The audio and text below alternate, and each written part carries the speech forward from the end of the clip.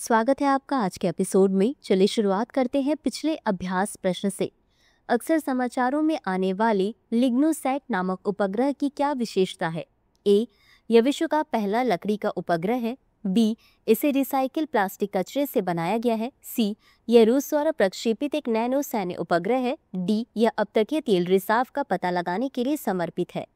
इस प्रश्न का सही उत्तर है विकल्प ए। चलिए देखते हैं इसके विश्लेषण को। लिग्नोसैट जापानी शोधकर्ताओं ने मैग्नोलिया की लकड़ी से निर्मित विश्व का पहला लकड़ी का उपग्रह लिग्नोसैट बनाया है। इसे हानिकारक एल्यूमिनियम कणों से निपटने के लिए बनाया गया है।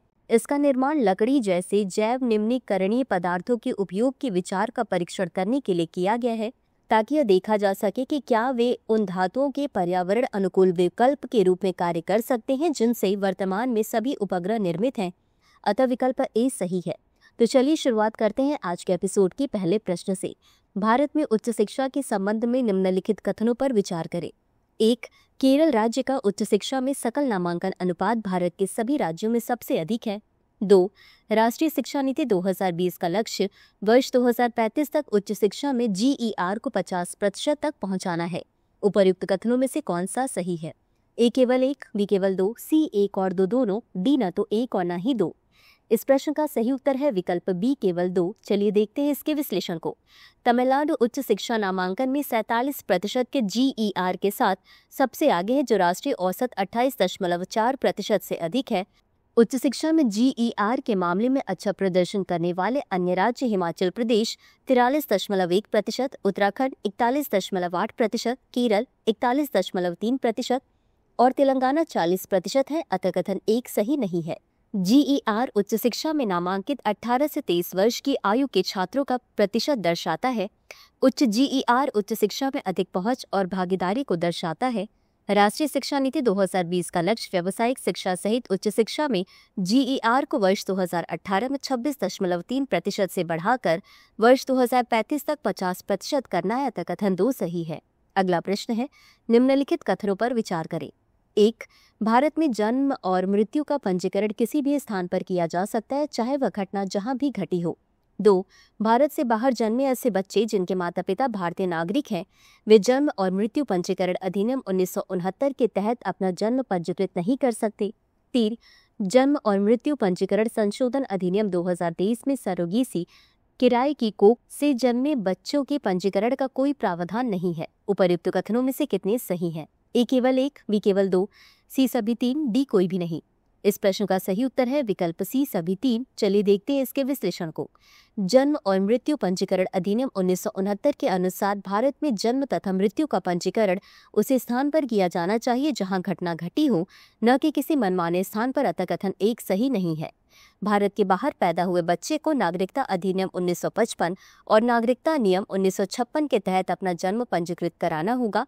हालांकि RBD अधिनियम के तहत यदि माता पिता बसने के इरादे से भारत लौटते हैं तो बच्चे के भारत आने के 60 दिनों के भीतर जन्म का पंजीकरण किया जा सकता है। अतः कथन 2 सही नहीं है।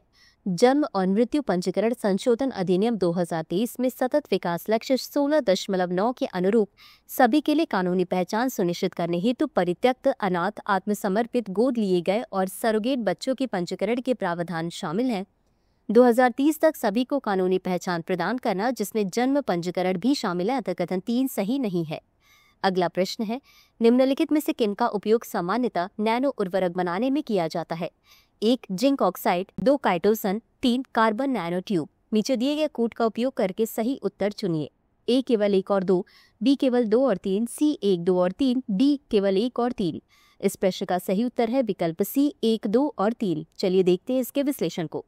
वे उर्वरक जो नैनो मटेरियल 1 से 100 नैनोमीटर तक के कण की परत से कोटेड होते हैं, उन्हें नैनो उर्वरक कहा जाता है।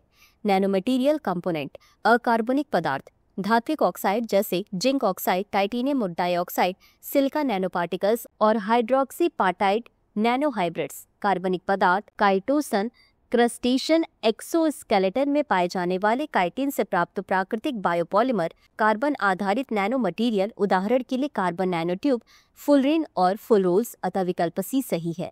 अगला प्रश्न है, माले महादेश्वर हिल्स वन्यजीव अभ्यारण्य निम्नलिखित में से किस संरक्षित क्षेत्र से निकट है?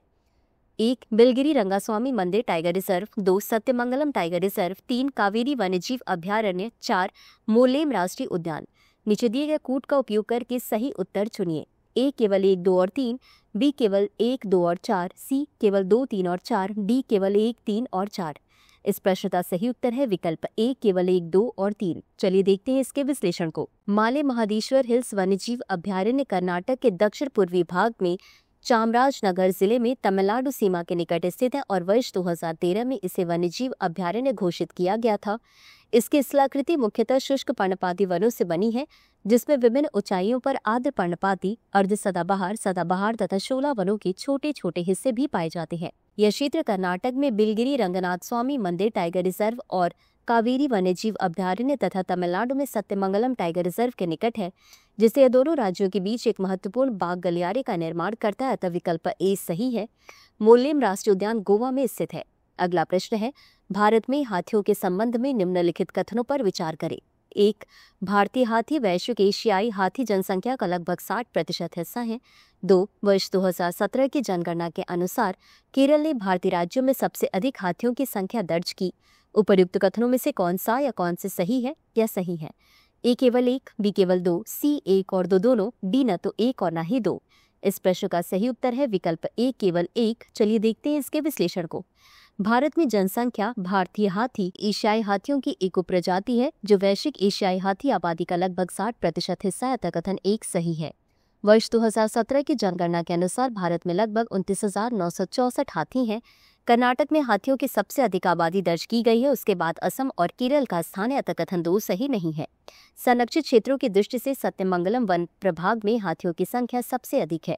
अगला प्रश्न है, लघु वित्त बैंकों के संबंध में निम्नलिखित कथनों पर विचार करें। 1. ये एक ऐसी बैंकिंग श्रेणी है जिन्हें जनसंख्या के वंचित वर्गों को बुनियादी बैंकिंग सेवाएं और ऋण सुविधाएं प्रदान करने के लिए स्थापित किया गया है। 2. ये भारतीय रिजर्व बैंक द्वारा विनियमित होते हैं। 3. सभी आरबीआई के सावधानीपूर्वक मानदंड और विनियम, जिनमें CRR तथा SLR की आवश्यकताएं शामिल हैं, वाणिज्यिक बैंकों पर लागू होते हैं लेकिन लघु वित्त बैंकों पर लागू नहीं होते। उपर्युक्त कथनों में से कितने सही नहीं है?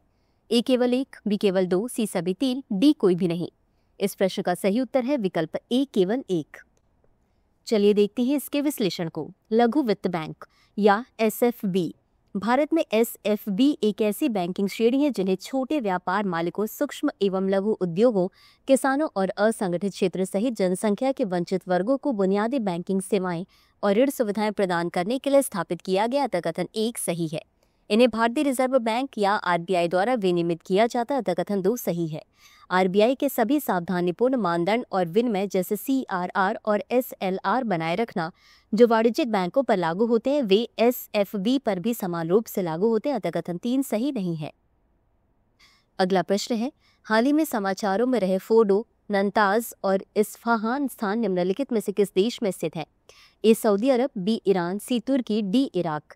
इस प्रश्न का सही उत्तर है विकल्प बी ईरान। चलिए देखते हैं इसके विश्लेषण को। फोर्डो, नतांज और इस्फहान, जिसे इस्फहान भी लिखा जाता है, सभी ईरान में स्थित है। फोर्डो यह ईरान के कोम प्रांत के कहक काउंटी के फोर्डो ग्रामीण जिले में स्थित एक गांव है। इसी नाम से पास ही एक प्रमुख यूरेनियम संवर्धन संयंत्र भी है। नतांज ईरान के इस्फहान प्रांत के नतांज काउंटी के सेंट्रल डिस्ट्रिक्ट का एक शहर है। यह नतांज परमाणु सुविधा के लिए प्रसिद्ध है, जो ईरान के परमाणु कार्यक्रम में एक प्रमुख स्थल है। यह इस्फहान प्रांत की राजधानी और एक प्रमुख ऐतिहासिक शहर है। यद्यपि यह मुख्यतः अपनी सांस्कृतिक विरासत के लिए जाना जाता है, लेकिन क्षेत्रीय सुविधा और परमाणु मुद्दों से जुड़े समाचारों में इनका उल्लेख कभी कभी होता है। अतः विकल्प बी सही है। अगला प्रश्न है, इकोनॉमिक कैपिटल फ्रेमवर्क के संबंध में निम्नलिखित कथनों पर विचार करें। 1. यह एक संरचित प्रक्रिया है जिसका उपयोग RBI द्वारा उचित जोखिम प्रावधानों और सरकार को स्थानांतरित किए जाने वाले अधिशेष को निर्धारित करने के लिए किया जाता है, जैसा कि RBI अधिनियम 1934 में वर्णित है। 2. इस फ्रेमवर्क की सिफारिश बिमल जालान समिति 2018 द्वारा की गई थी और इसे वर्ष 2019 में औपचारिक रूप से अपनाया गया। 3. यह RBI को आकस्मिक जोखिम बफर बनाए रखने में सक्षम बनाता है, जो मुद्रा अस्थिरता और आर्थिक संकट जैसी अप्रत्याशित परिस्थितियों के खिलाफ एक वित्तीय सुरक्षा कवच के रूप में कार्य करता है। उपर्युक्त कथनों में से कौन सा या कौन से सही है या सही है? ए केवल 1, बी केवल 2, सी सभी 3, डी कोई भी नहीं। इस प्रश्न का सही उत्तर है विकल्प सी सभी 3। चलिए देखते हैं इसके विश्लेषण को। इकोनॉमिक कैपिटल फ्रेमवर्क या ECF। यह एक संरचित प्रक्रिया है जिसे RBI ने अपनाया है ताकि वह यह निर्धारित कर सके कि कितना जोखिम प्रावधान और कितना अधिशेष या लाभ सरकार को हस्तांतरित किया जा सकता है, जैसा कि RBI अधिनियम 1934 की धारा 47 में उल्लेखित है। अतः कथन 1 सही है। इसकी सिफारिश पूर्व RBI गवर्नर विमल जालान की अध्यक्षता में गठित समिति द्वारा की गई थी और इसे वर्ष 2019 में औपचारिक रूप से लागू किया गया। अतः कथन 2 सही है। यह RBI को मुद्रा अस्थिरता और आर्थिक संकट जैसे अप्रत्याशित आघातों के खिलाफ वित्तीय सुरक्षा के रूप में आकस्मिक जोखिम बफर बनाए रखने में सक्षम बनाता है। अतः कथन 3 सही है। अगला प्रश्न है, अंतर्राष्ट्रीय अंतरिक्ष स्टेशन के संबंध में निम्नलिखित कथनों पर विचार करें। 1. यह एक विशाल बहुराष्ट्रीय अंतरिक्ष यान है जो पृथ्वी की कक्षा में स्थित है, जहां 15 देश वैज्ञानिक, शैक्षिक और तकनीकी प्रयोगों पर सहयोग करते हैं। 2. पृथ्वी की परिक्रमा 17,500 मील प्रति घंटे की गति से करते हुए और हर 90 मिनट में एक चक्कर पूरा करते हुए अंतर्राष्ट्रीय अंतरिक्ष स्टेशन पर अंतरिक्ष यात्री प्रतिदिन पृथ्वी की तुलना में 2 गुनी बार सूर्योदय और सूर्यास्त देख सकते हैं। उपर्युक्त कथनों में से कौन सा या कौन से सही है? यह सही है। A केवल 1, B केवल 2, C 1 और 2 दोनों, D न तो 1 और न ही 2। इस प्रश्न का सही उत्तर है विकल्प A केवल 1। चलिए देखते हैं इसके विश्लेषण को। अंतर्राष्ट्रीय अंतरिक्ष स्टेशन या ISS यह पृथ्वी की कक्षा में स्थित एक विशाल बहुराष्ट्रीय अंतरिक्ष यान है जहां 15 देश मिलकर वैज्ञानिक, शैक्षिक और तकनीकी प्रयोगों में सहयोग करते हैं। ये प्रयोग ISS के राष्ट्रीय प्रयोगशाला खंड में पृथ्वी के लाभ और गहन अंतरिक्ष अन्वेषण को समर्थन देने के लिए किए जाते हैं। अतः कथन 1 सही है। यह लगभग 17,500 मील प्रति घंटे की गति से पृथ्वी की परिक्रमा करता है और हर 90 मिनट में एक पूर्ण चक्कर पूरा करता है, जिससे ISS पर मौजूद अंतरिक्ष यात्री प्रतिदिन 16 बार सूर्योदय और सूर्यास्त देख सकते हैं। अतः कथन 2 सही नहीं है। अगला प्रश्न है, एक्सियोम 4 मिशन के संबंध में निम्नलिखित कथनों पर विचार करें। 1. यह एक निजी अंतरिक्ष मिशन है जो एक्सियोम स्पेस द्वारा संचालित किया गया है और इसमें SpaceX का क्रू ड्रैगन अंतरिक्ष यान प्रयोग किया गया है। 2. इसका उद्देश्य अंतरिक्ष पर्यटन जैसी व्यावसायिक गतिविधियों को बढ़ावा देना और लो अर्थ ऑर्बिट में अनुसंधान एवं व्यापार के लिए अंतरिक्ष स्टेशनों की व्यवहार्यता का प्रदर्शन करना है। 3. इस मिशन में भारत सहित विभिन्न देशों के अंतरिक्ष यात्री शामिल हैं जो अंतरिक्ष अन्वेषण में वैश्विक सहयोग को दर्शाता है। उपर्युक्त कथनों में से कितने सही है? A केवल 1, B केवल 2, C सभी 3, D कोई नहीं। इस प्रश्न का सही उत्तर है विकल्प C सभी 3। चलिए देखते हैं इसके विश्लेषण को। एक्सियोम 4 मिशन यह एक निजी अंतरिक्ष यान है जिसे एक्सियोम स्पेस द्वारा SpaceX के क्रू ड्रैगन अंतरिक्ष यान का उपयोग करते हुए अंतर्राष्ट्रीय अंतरिक्ष स्टेशन तक संचालित किया गया है। कथन 1 सही है। इसका उद्देश्य अंतरिक्ष पर्यटन जैसी व्यावसायिक गतिविधियों को सक्षम बनाना और व्यवसाय एवं अनुसंधान के लिए लो अर्थ ऑर्बिट में अंतरिक्ष स्टेशनों की व्यवहार्यता को प्रदर्शित करना है। कथन 2 सही है। इस मिशन में भारत सहित विभिन्न देशों के अंतरिक्ष यात्री शामिल हैं जो अंतरिक्ष अन्वेषण में वैश्विक सहयोग को रेखांकित करता है। कथन 3 सही है। इसी के साथ अंत में देख लेते हैं आज के अभ्यास प्रश्न को। राष्ट्रीय आपातकाल के संबंध में निम्नलिखित कथनों पर विचार करें। 1. जब भारत या उसके किसी भाग की सुरक्षा को युद्ध, बाह्य आक्रमण या सशस्त्र विद्रोह से खतरा हो तो राष्ट्रपति द्वारा अनुच्छेद 352 के तहत इसकी घोषणा की जाती है। 2. 44वें संशोधन अधिनियम 1978 के अनुसार राष्ट्रीय आपातकाल को 1 माह के भीतर दोनों सदनों द्वारा विशेष बहुमत से अनुमोदित किया जाना आवश्यक है। 3. इसे केवल दोनों सदनों द्वारा विशेष बहुमत से अनुमोदित किए जाने के बाद ही रद्द किया जा सकता है। उपर्युक्त में से कितने कथन सही हैं? A केवल 1, B केवल 2, C सभी 3, D कोई नहीं। इस प्रश्न का उत्तर कमेंट बॉक्स में जरूर दें। आज के लिए बस इतना ही। धन्यवाद।